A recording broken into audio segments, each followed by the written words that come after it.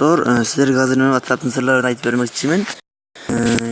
Egerde siz bul kadimkiler status, egerde siz bul adamlar siz bul adamlardan statusun görgөнүңүздү алар билбеш үчүн настройкага киребиз, аккаунтка киребиз, приват насқа киребиз.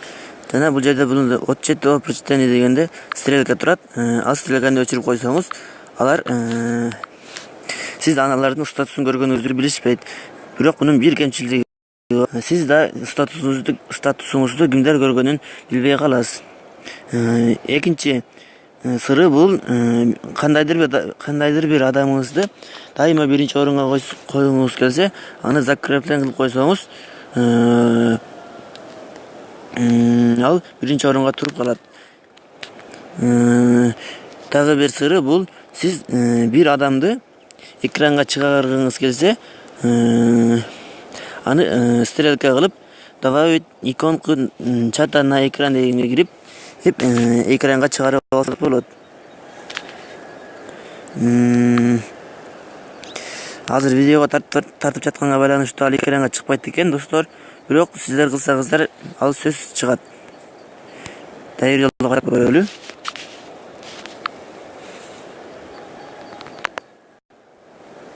Мына достор, азыр чыкты. Мынакей достор. Эми WhatsApp'тын дагы бир сыры, сиз бир адамга сиз эски телефонуңузду, эски просто телефон колдонуп көнүп калган болсоңуз, анда бул жака кирип,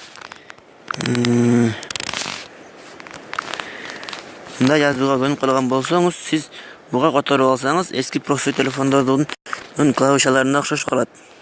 Мынакей достор. Видео аяктады. Саламатта калыңыздар. Лайк басканды унутпаңыздар.